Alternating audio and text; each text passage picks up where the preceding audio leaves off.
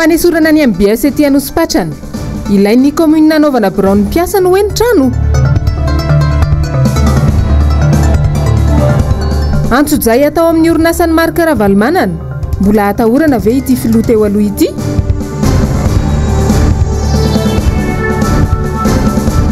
Fanoloana gouvernemanta, ministra efatra ny vaovao, nesorina ny profesora Amady Amady. Manano mbola tsara korealy atsika jiaby izay manaraka ny fahitalavitra MBS amin'ity matonaly ity niany faharoapolo ny volana aogositra taona roapolo sy roa arivo tonga soa eto amin'ny fotoana ny vaovao manano karibo amintsika jiaby ny tenako anaraka izany hatramin'ny farany. Tahaka ny mahazatra moa andesintsika manomboka ny vaovao aloha ny zava-misy mandidina ny valanaretina coronavirus eto amintsika nomena Andriamana Misata no mitatitra izany androany eo amin'ny rindratsary ny Tahiriniana Ranarynirina. Toy izao indray ny antontanisa vaovao mahakasika ny Covid-19 eto Madagasikara. Olona efatra no namoniny ainy androany, roa avy eto Analamanga, roa avy any Vakinankaratra. Tafiakatra 770 ny isan'ireo maty vokatry ity valanaretin'ity teto Madagasikara. Nisy tranga vaovao 20 indray androany alakamisy 20 aogositra 2024 ka ny 2 avy eto Analamanga, ray avy any Itasy, 10 avy any Alaotramangoro, 2 avy any Matsiatra Ambony, 3 avy any Sofia, 4 avy any Diana ary 3 avy any Amenabe. Tafiakatra 450 sy 4,000 sy ray alina araka izany isan'ireo olona voa hatramin'izay nidiran'ity valanaretin'ity teto amintsika. Ny ampy 710 kosa ireo sitrana ka tafiakatra 830 sy 3,000 sy ray alina nisan'izy ireo. 830 sy 700 ireo mbola manaraka fitsaboana akaiky eny anivon'ny tobim-pahasalamana ka miisa 320 kosa ireo marary mafy. Miisa 10 sy 500 kosa ireo fitiliana vita androany ka nahazon'ireo tranga 20 ireo. Vaovao politika avy hatrany no anomboantsika ny votoaty ny resaka amin'ity niany ity androany no tanteraka ny fanoloana ireo mambra ny gouvernemanta izay no tanterahana teny amin'ny lapam-panjakana Iavoloha. Nomena Andriamana Misata sy Tahiriniana Ranarynirina no ampafantatra antsika ny andindinin'izay. Tsy de misy magaga, efa nampozina ireo departemanta hosolon'ny ministra vaovao ao amin'ny gouvernemanta Antsay Christian. Mpikambana telo no esorina tsy ho anisan'ny mpikambana intsony.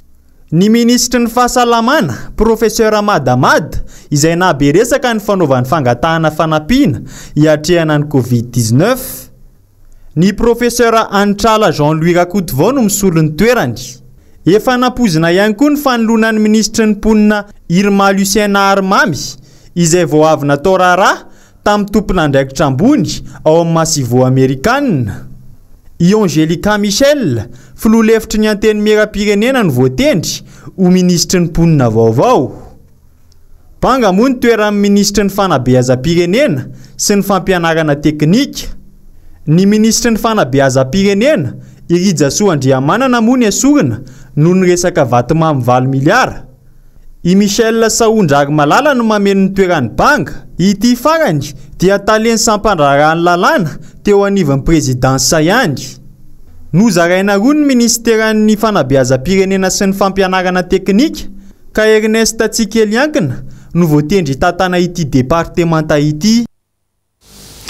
Fa nanatrika ny fitsarana izay nampifanolana ny MBS sy ny bentanana androany ny filakevitra munisipaly anisany nanamarika azy ireo moa ny momba ny hoe usage personnel. Waratsika ny andindin'izay tatery ny Miradora Benjamina sy Andry Rakotomalala. Usage personnel io no antony nentin'ny bentanana n'Antananarivo Nainandritsitoaina nanapahana ny contrat de bail teo amin'ny commune Antananarivo sy ny vondron'ny orinasa MBS. Fa inona marina moa ty usage personnel? Izay no fanontaniana ny antefa nandritra ny fotoam-pitsarana ny raharaha androany. Somary nanaitra ny maro ny valiny ary tena tsy nampoizina. Io moa zany samy manana ny fijeriny fa raha jerena koa ny le antony mahatonga an'le izy hoe anasorana ny MBS dia hoe usage personnel ny rahantsika na eo tao anatin'ilay fitoriana zay. La définition de l'usage personnel koa zany mampanontany tena hoe inona marina moa satria raha ny fanazavana nentin'ny mpisolovava dia hoe tsy ampy ny birao eo anivon'ny commune. Ny zavatra hitanay aloha hatreto be dia be koa ny toerana azo anaovana an'izany fa tsy voatery hoe io ary raha tsy handeha lavitra isika feo nosy patrana ihany misy trano malalaka azo réaménager anaovana an'izany. tsy aivina fa taningazana ny lovantan'ny tompon'ny orinasa MBS ny taona 2000. Ny fanarahana ato anatin'ny bailina dia hoe ananganana studiona fahitalavitra sy radio le tany izay ho faina mandritra ny 50 taona. Tafatsangana somatsara ny fotodrafitrasany ray sy 2000 ary dia niasa ny orinasa. Tsy takona ferina ny zava-nisy ny anaraka izay. Ny taona 7 sy 2000 dia norobaina, nodorana, noravana ny MBS vokatry ny fanongana-panjakana. Niezaka nanafitena ny MBS ary dia tafatsangana indray ny taona 7 sy 2000. Niverina ny asa sy niodina ny taona 8 sy 2000. Tampoka teo tonga tamin'ny toerany ny be ny tanàna Nainandrisitoaina. Tsy aiza nahazo azy fa dia naseho ny fafitondrana tsy refesy mandidy ny fitantanany ka dia nitapahany ilay fifanarahana. Mbola ny 20 taona tamin'ilay 50 taona nefa ny vita. Tsy refesy mandidy satria olom-boafidy tahaka azy ireo ihany koa ny mpanolotsaina. Saingy avy hatrany dia nidonganiny fa maika loatra izy ny anala ny MBS. Te amantana fotodrafitrasa manaraka ny fenitra tahaka izao. Atao brofesana hony satria teriny mpiasan'ny commune eny amin'ny Hôtel de Ville. Ny zavatra tapahana hoe handalo eo ampanolotsaina sy tsy handalo eo ampanolotsaina mihitsy no somary mampanotantenanay satria tsy fomba fiasa voazao akory fa matetika be ny misy zavatra efa exécuté nefa tanterahana dia aorianan'iny rehefa maheno réaction ny conseillers municipaux vao ampidirina ny anatin'ilay lahadiniky ny session le izy. Tsy misy afan'izany ihany koa ny amin'ity indray mitoraka ity. Ny zavatra mampanotantenanay dia hoe fa aiza zany ny lanjan'ireo mpanolotsaina izay tokony consultena ao anatin'ny fanapahan-kevitra raisina tahaka izany. Zavatra faran'izay madinika indraindray dia ampandalobona indroitelo ao fa ny zavatra important izay atahorana ve hoe sao dia tsy ho délibérena dia toa tsy ampandalobona. Tonga nanatrika ny fotoam-pitsarana teny Anosy ihany koa mazava ho azy ny tompon'andraikitra teto anivon'ny MBS sy ny mpisolovavy niaraka tamin'ireny mpanolotsaina ny tanàna ireny. Germaine Menjanary sy Manorandre Malala kosa no mitatitra ny andindinin'izay. Androany no nandalo teo anivon'ity fitsarana ity. Ilay raharaha mahakasika ny fanapahan-kevitry ny ben'ny tanàna ny commune ny Antananarivo renivohitra. Anapaka ny contrat de bail tamin'ny vondrony orinasa MBS ety Anosipatrana. Nivoaka moa ny didy tamin'ny fiteny frantsay ny hoe tsy azo raisina hoy ny mpitsara.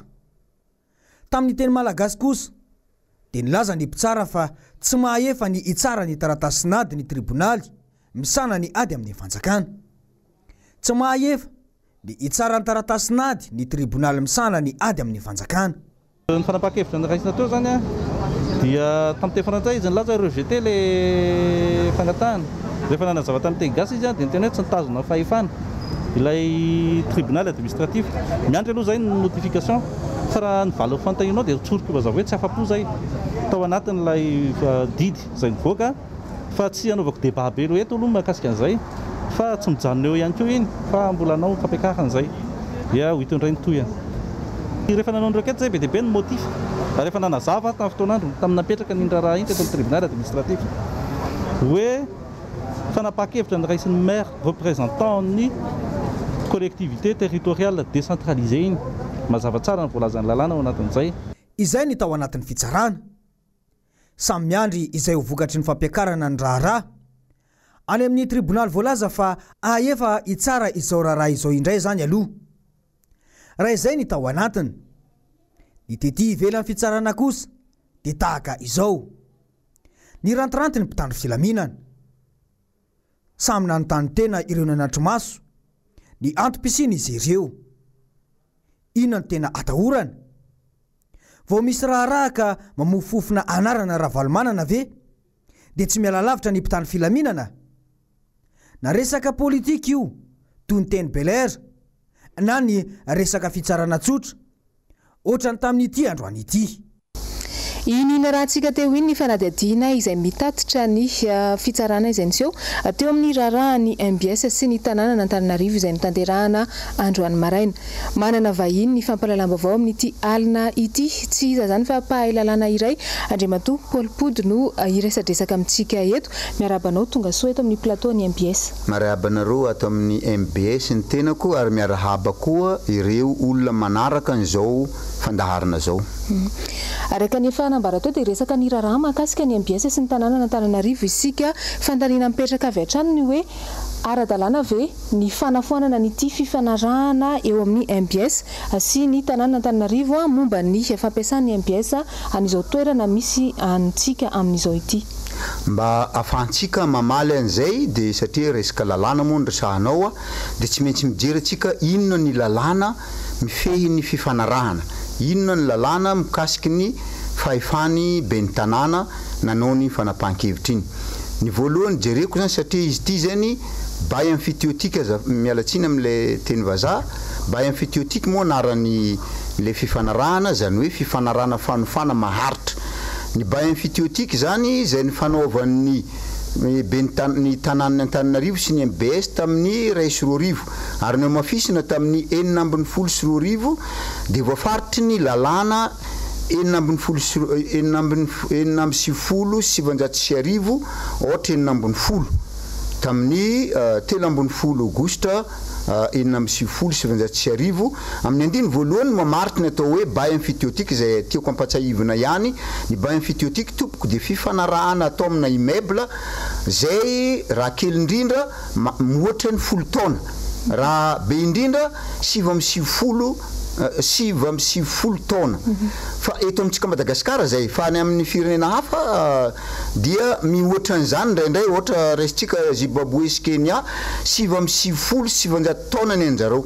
Eto amin'ny fifanarahana nataony MBS sy ny tanàna Antananarivo indray ny resahantsika manokana 50 taona ny fanarahana ao amin'izany bail amphithéotique zany. Eo amin'ny andiny fahadimy amin'ny lalàna ny teneniko teo dia zao ny voalaza ao.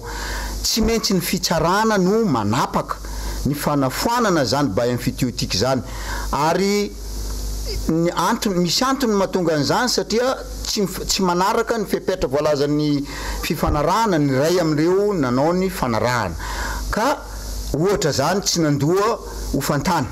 Ohatra nanimba n'ilay immeuble le anankiray, le atao hoe preneur zany, bailleur moa anaran'ilay tompon'ilay immeuble, ary ny fanafoanana azy dia tsy maintsy mandalo fitsarana.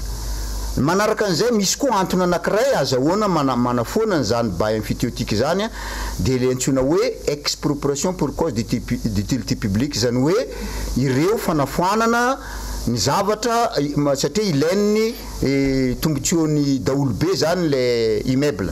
Fa io ne mbola misy fepetra ihany koa izy io tompoko satria tsy maintsy amin'ny alalan'ny décret déclaratif zay raisiny filan-kevitry ny ministre zany no alefa amin'ny fitsarana, ny fitsarana amin'izay mamoaka ny atao hoe ordonnance mi-constaté an'ilay expropriation pour cause d'utilité publique. Voalaza zay amin'ny 2, 7 ary 13 sy 15 amin'ny lalàna misy volana 12 ohatra 13 tamin'ny 7 septambra 2019.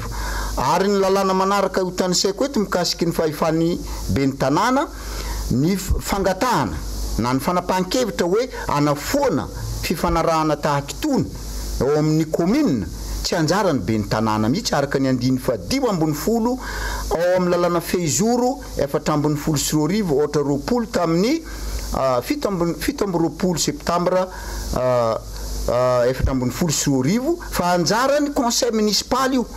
Ary rehefa tapaka ny conseil municipal fa hoe hofoanana zany bail amphithéotique zany dia ingahy be ny tanàna amin'ny mahalehibe ny mpanatanteraka azy, izy misolo-tena ny commune na amin'ny tribunal na maka avocat izy. Ary farany araka ny 9 amin'ny lalàna antsoina hoe loi sur la théorie générale des obligations na LTGO, ny fifanarahana zay vita ara-dalàna dia mitovy amin'ny lalàna manan-kery eo amin'ilay mpifanaraka, ary tsy maintsy tanterahany rotonta ary tsy azo foanana raha tsy nifanekeny izy rotonta. Zay momba zay nanambarako hoe ny zavatra nataony be ny tanàna manko fanafoanana samy rery ny fifanarahana zay nataony tanàna ny Antananarivo sy ny MBS dia ambarako zany fa tena tsy ara-dalàna izy. Ankoatran'izay iaraha mahafantatra ihany koa raha tsy ivona kely taningazana ny teto teo aloha ary ny MBS no anisany hoe nanangana fotodrafitrasa teto amin'ity tao aorian'ny fifanarahana izay napetraka. Inona ny hafatra avy aminao manoloana an'izay?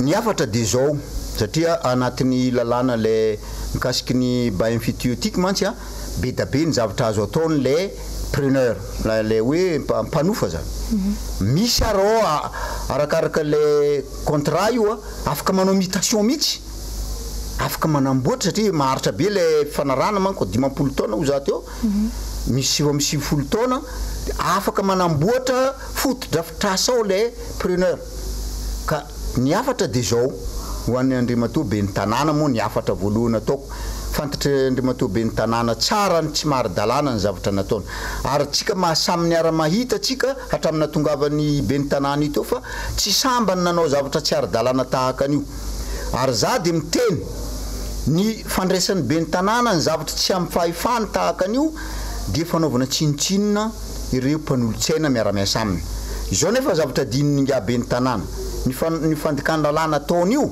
de karazana faute grave io araka ny voalaza ny andiny fa 7 amby roapolo vaovao ao amin'ny lalàna fehizoro zay voalazako teo momba ny vondromokotserim-pahefana ahafahany filan-kevitry ny tanàna mangataka fampiatona azy mandritra ny 3 volana any amin'ny ministre ny atitany ary premier ministre mbola afaka mampitombo zany 3 volana koa tsy ny filan-kevitry ny tanàna ihany no nataony tsinotsinona fa ena hatramin'ny mpiasa satria henontsika fa ao amin'ny commune am'izao fotoana be da mbola tsy nasitraka ny anjara-masoandro ny mpiasa ao ka zao ny afatra omeko ny be ny tanàna farany ry be ny tanàna ny Antananarivo renivohitra raha mihaino ahy ianao misy farany raha jiaby izany moa tenin'ny pira anankiray tany aminay varabaratra tany tsy iza zany fa ny zokobe DDS zany tena nanao zany ary io marina misy farany raha jiaby fa aza de matoko tena loatra ianao fa arahany lalàna tompoko eny ary mankasitraka anao ny vahiny teto ny tondrany izay tsara ho fantatra izay manoloana indrindra iny raharaha iny misaotra tompoko tsika ny vaovao eo amin'izay tontolo ny politika izay hatrany dia nitondra ny heviny ihany koa manoloana ny antsojay atao amin'ny filoha teo aloha Marc Ravalomanana amin'ny alalan'ny fikitiana ireo orinasa mifandraika aminy ny mpandrindra nasionaly ny antoko HVM androany Ravorazafy Mahenina no mitatitra n'izay vaovao izay eo amin'ny sariny Toky Ramarolahy. Betsaka no mametra-panontaniana ny hoe tokony atahoran'ny fitondrana ankehitriny ve ny filoha teo aloha Marc Ravalomanana manina no atao izay fomba rehetra entina anaratsiana azy atao ny hitadiavana karazana dossier anombana ny fananana entina ntotoana azy lasa fahavalo ve atahorana ve ny Ravalomanana izy aloha mpanao politika ka tsy teny intsony ve zany eto amin'ny firenena rehefa tsy mitovy hevitra raha mijery ety avelana fotsiny lasa naim-panaty koa hoe to sanatria lasa ho fitaovana ve fa ifampanjakana ifanenjehana engany mba tsy zany satria tsy zany ny fitonam-panjakana tsy tokony ho zany ny fitonam-panjakana very ny fitonam-panjakana raha manana an'izay toetra amin'izay dia lasa fanjakana miverina tamin'ny andron'ny ataoko hoe fanandevozana zany ka ny tompon'ny fahefana tompon'ny fitaovam-pamokarana no tompo-teny fantatra zany nandavan'ny olona an'izany hoe rafitra tsy misy fandanjananjana zany fa zany koa akory tsy mitarika ny olona eo pefy fa ao anatina fanoherana mazava tsara zany anie zao nangatahana an'io ataovy mangarahara ary manohatra anao raha amiko satria izay fantantana teo koa dia mihaino ianao dia ireo olon'ireo ve io miteny io dia diso daholo ve nytenen'ireo olon'ireo eto amintsika zao raha ohatra hoe efa hita io hoe nisy tsy fahombiazany tsy fantanterahana nyreny resaka fizarana nyreny tostrika marobe reny dia ho raisina fotsiny ve reny fanakianana mavaivany ataon'ny mpanohatra sy ny olona teny amin'ny fiarahamonina teny dia ho raisiny fanjakana fotsiny ve hoe tsy fitiavana ataony miparitaka ao anatin'ny tamazotra Facebook mendrika fanimbanany orinasa malagasy ny zava-misy omaly raha nakatona triple A teny be horirika atony hoe efa mahantra ny firenena ny sasany kely karama ny mbola perinasa nefa esorona amin'ny toerana anao ahoana no avin'ny malagasy indrindra ao anatiny ame anara-pahasalamana toy izao no tsy hidiram-bola ny akamarony tsy tokony fahavalo fanjakana tsy tokony anam-pahavalo fanjakana amiko dia natao andaminy fa ozy aho hoe ao anatin'izao fanjakana dia tokony hijoro mandamina te mba fampijery fotsiny amin'izao ny any an-dafy androka mpiasa ary ny orinasa any an-dafy latsaka mpanelonelona ny fitonam-panjakana mba hiarovana an'ilay asa satria efa betsaka ny olona very asa betsaka amin'ny mahantra dia izay zany ny anahy raha za mihitsy za mifanjakana dia mifanjakana atao andamina orinasa malagasy io mety manahirana anao ve lehilehibe ny ataoko anaty baraingo zay asiako baraingo zay ary ro mpiasa be tabe reo atao hony very asa rehefa tsy hita zanaovana azy dia tsy azo alamina ve zany za zany dia manao antsoava amin'izay fandaminana zay indrindra amin'izao tsika amin'ny hoe manahirana be eo amin'ny lafa fanarenana ary ekonomika sosialy eto amin'ny firenena mba ho vitsivitsy kokoa ny mpiasa hoe tsy mikarama very asa zany a zany ny tanjona amin'izao fotoana zao satria tsy maharaka le fanjakana mifanampiana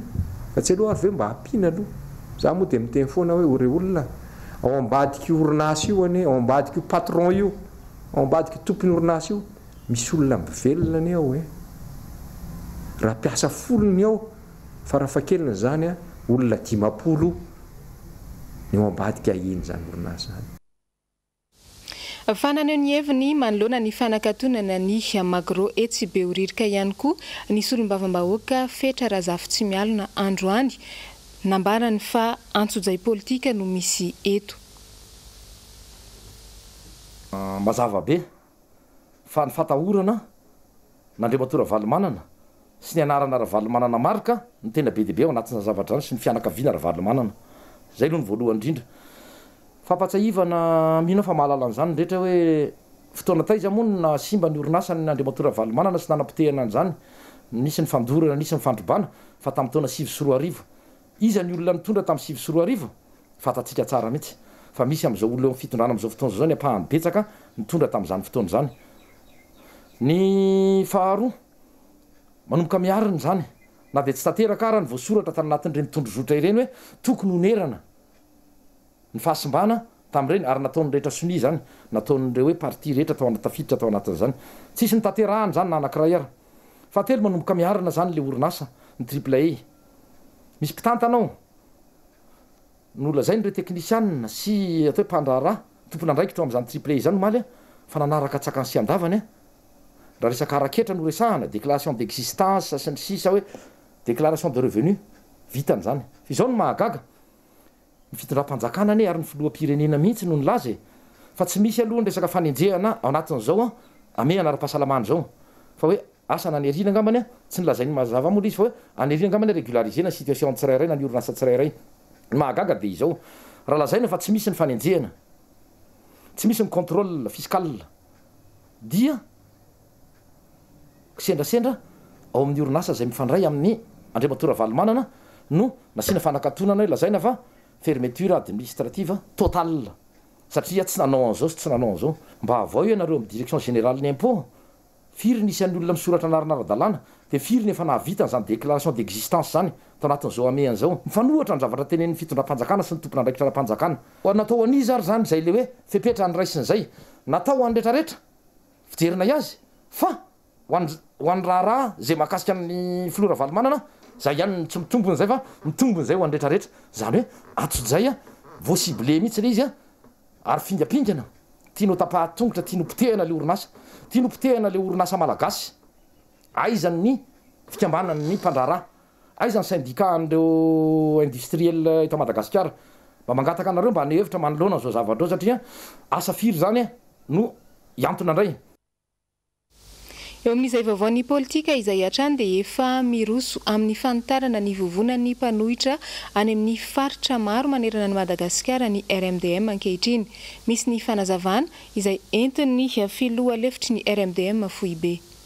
Tsy azo jerem-potsiny intsony ny zava-misy eto amin'ny firenena ankehitriny satria mafy loatra ny manjo ny vahoaka. Efa nijoro ary mbola hijoro hatrany ny RMDM.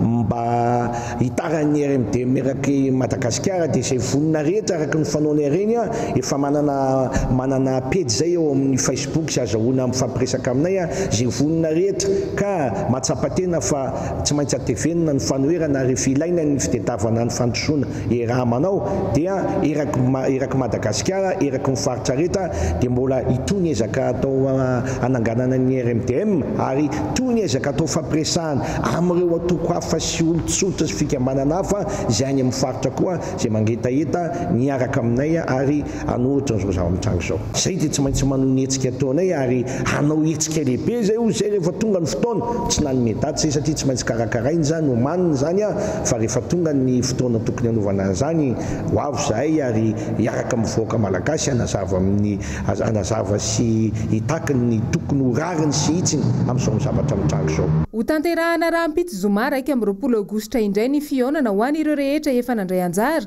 tamin'ny fikaonando nasionalin'ny mpanohitra tamin'ny 10 aogositra lasa teo. Eny Belera ihany no toerana nanaovana io fihaonana rahampitso io.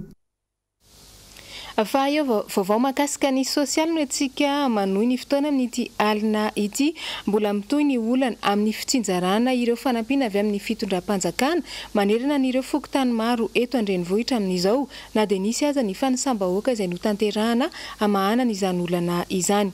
Hoarantsika ny andindin'izay eo amin'ny sary ny Tokira Marolahy. Hatramin'izao tsy mbola fantatra mazava ny tatitra momba ny fanisambahoaka natao tamin'ny fiandohan'ity volana aogositra ity. Raha ny tatitra voarainy ny solombavam-bahoaka, nisy tokoa ireo ny teto tokantrano nanao ny fanisana, saingy tsy ny trano rehetra no voaisa. Raha ny teto amiko manokana zany aloha dia nisy ny mpanisa hoe raha araka ny filazanareo dia olona avy any ministera le mitarika. To le olona vao mifoky tany any no miaraka amin'ireo le tompon'andraikitra avy any ministera. Ireo zay hitarihan'le tompon'andraikitra ny foky tany, ireo komity paritra azy ihany no voaisa ao anatin'le izy.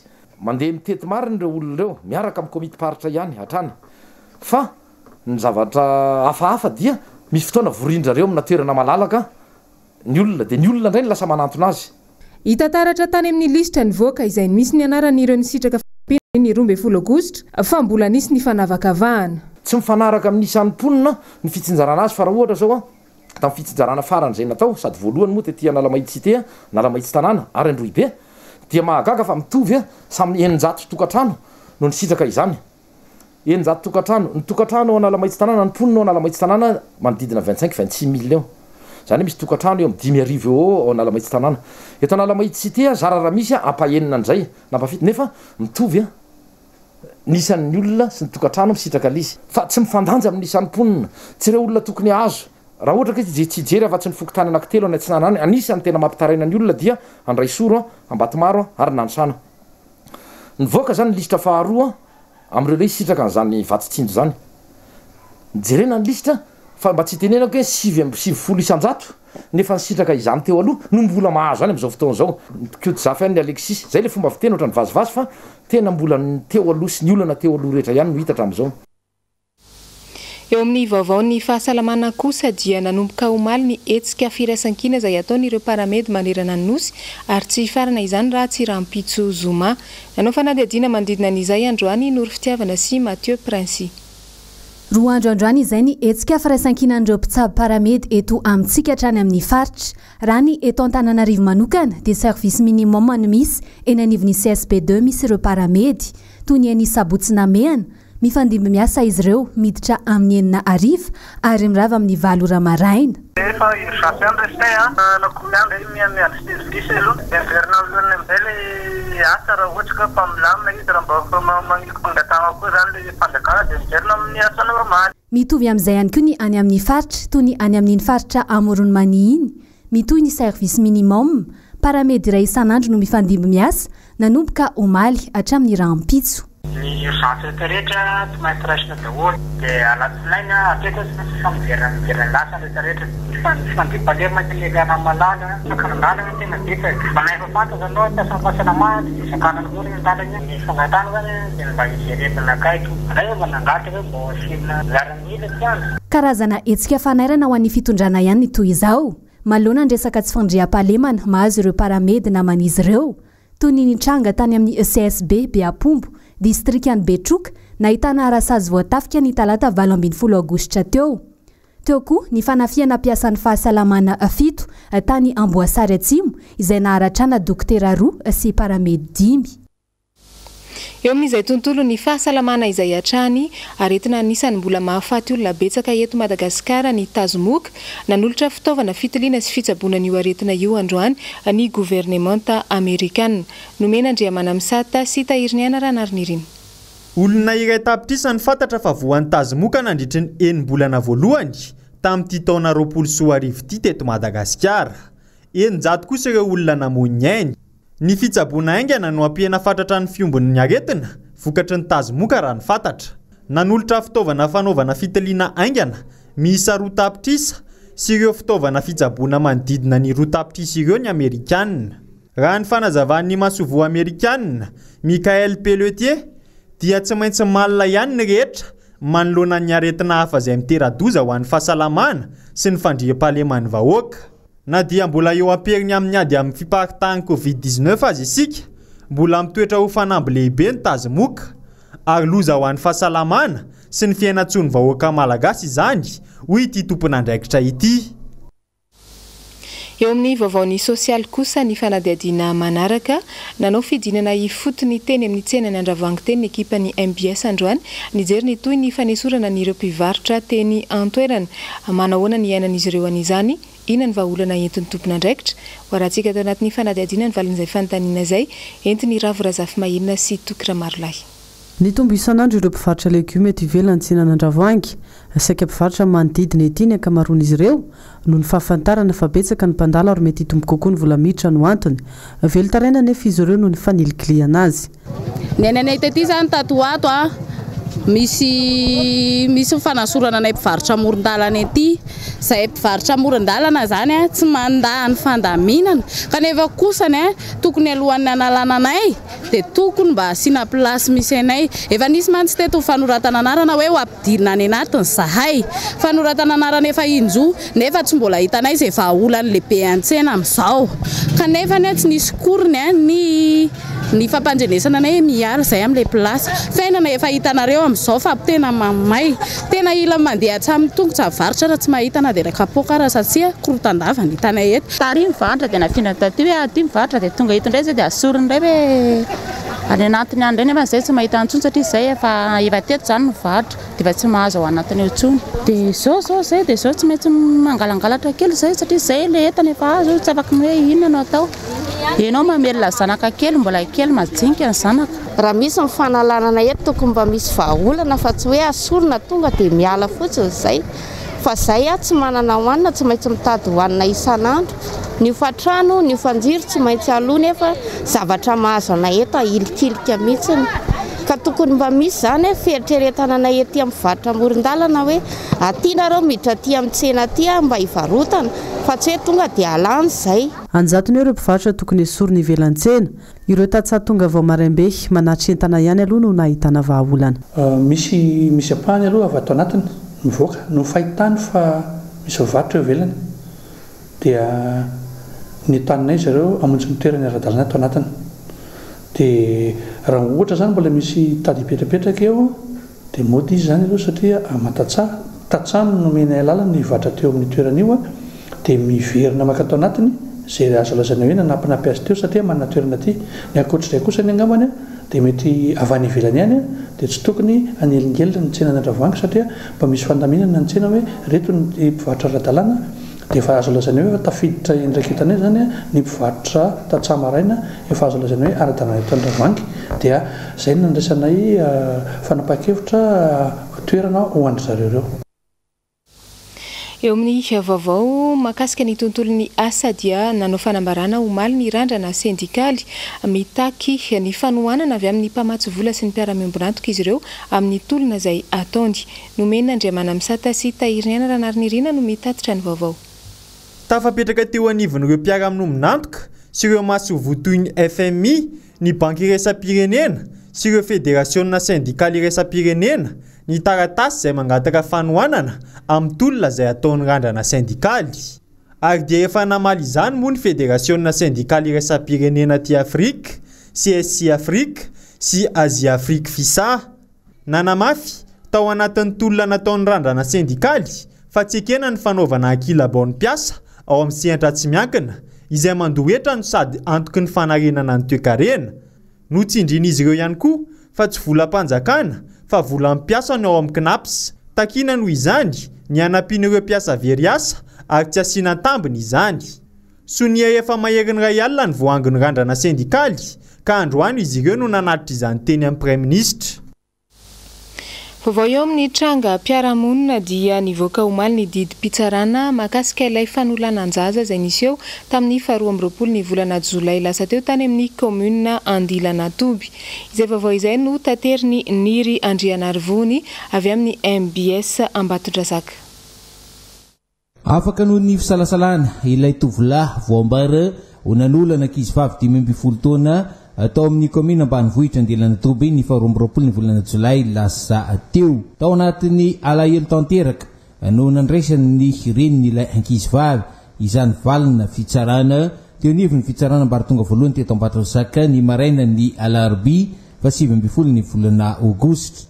Apiakatra mihitsy zany ny zavatra ataonay tompo fa tsy mahafapo anay mihitsy le satria tsy ambanina mihitsy zany mahantra sy majinika raha zao ihany atao dia manahoana zany majinika tsy manam-bola amin'izao fa tsy fikirana zanako sady falasa dala mbola nafana lekona fanatihatiana tamin'ny fianakaviany ilay lela ary nomarian'izy ireo fa mahafapo ny didy pitsarana satria tsy mitombona velively ny fiampangana ny fianakavian'izy ireo tany alotany nahazo karazana tsindrim-paingitra mihitsy aza mo hatramin'ny mpanao gazety. Ny borao fokotany 50 miala ny tsena ka tsy maintsy nisy olona na eno tsy maintsy nisy olona na fantatra raha ohatra ka nisy izay fanolanan'izay tao amin'ny tsena Andilanatoby ka dia eto dia miangavy anareo mpanao gazety aoka nareo anadiady tsara vao mamoaka lay vaovao fa manjary lasa fanalambaraka sy ohatrany tsisy mpitondra zany tsisy ray aman-dreny ao amin'ilay commune misy anay. Ny fianakavian'ilay ankizivavy voaolana fa dia apiakatra ny raharaha amin'ny Ambaratonga ambonimbony kokoa ary dia miantso ny tokony isiny ny fahamarinana ary ny rariny sintsiny manoloana ity tranga resaka fanolanana tany Andilanatoby ity. Za zany dia tena miangavy aminareo mpitondra fanjakana aza mba jereo ilay tsy manam-bola fa aza dia variana amin'ilay manam-bola nareo fa za zany dia tena anisany mahita an'ilay zava-mitranga amin'ilay zaza kely ato fa tena mampalahelo efa sady fa simba tena simba be ny mbola lasa dala nefa dia hitsakitsana ny zoan'ilay. Eo amin'ny vaovao sy maresaka iraisam-pirenena dia omaly alina no notanterahana ny dingana manasa-dalana ny lalao Ligue des Champions. Lalao faharoa izay nifanindrana ny Bayern München sy ny Olympique Lyonnais. Azo lazaina fa niady ihany ny lalao na dia nanindry hatramin'ny farany aza ny ekipa ny Bayern München. Hoarantsika ny andindin'izay tateriny nomena Andriamanamisata sy Tahiriniana Ranarinirin. Tonight they've got a wonderful opportunity here, Lyon.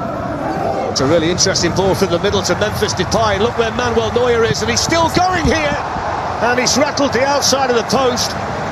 He was played through brilliantly there by Maxence Caqueret, and it's a really good early off goes. Vao nanomboka ny lalao dia efa nahazo occasion fampidirana baolina roa ny ekipan'ny Olympique Lyonnais ary niezaka ny nanindry hatrany kanefa dia tsisy maty avokoa izany.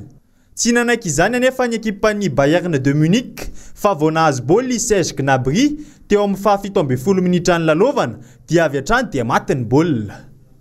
Nanomboka kivo ny ekipan'ny Memphis Depay ka dia natafidirana baolina roa teo amin'ny fizaram-potoana voalohany.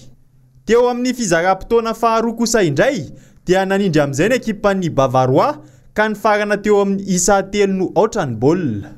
Tafiakatra ny amin'ny dingana famarana narak'izany ny ekipan'ny Bayern de Munich ary fanandrina amin'ny ekipan'ny Paris Saint-Germain izay nandavo ny ekipan'ny RB Leipzig tamin'ny isa 3-0 ihany koa. Ny alahady ho avy izao no tanterahina ny lalao ao amin'ny kianjan'ny Benfica Lisbonne ary antenainy maro fa hiady tokoa ny lalao eo amin'ireo ekipa roa ireo izay anisan'ny tena misongadina ny Eropa. Averina aminao ary ny antotanisan'ny coronavirus izay voaray araka ny tatitra androany antoandro izay tateriny nomena Andriamanamisata sy Tahiriniana Ranarinirin. Toy izao indray ny antotanisa vaovao mahakasika ny Covid-19 eto Madagasikara. Olona 4 no namoy ainy androany, 2 avy eto Analamanga, 2 avy any Vakinankaratra. Tafiakatra 770 nisan'ireo maty vokatry ity valanaretin'ity teto Madagasikara.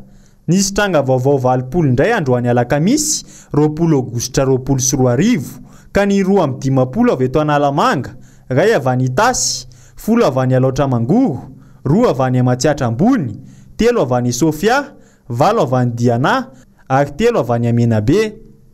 Tafiakatra 4 amin'ny 50 amin'ny 104 sy iray alina araka izany nisan'ireo olona voa hatramin'izay nidiran'ity valana retin'ity teto amintsika. Ny ampy 7 amin'ny 10 amin'ny 100 kosa ireo sitrana ka tafiakatra 8 amin'ny 30 sy 3 sy iray alina nisan'izy ireo. 8 amin'ny 30 sy 700 ireo mbola manaraka fitsaboana akaiky eny anivon'ny tobim-pahasalamana ka miisa 3 amin'ny 20 kosa ireo marary mafy. Miisa 10 sy 500 kosa ireo fitiliana vita androany ka nahazon'ireo tranga 20 ireo.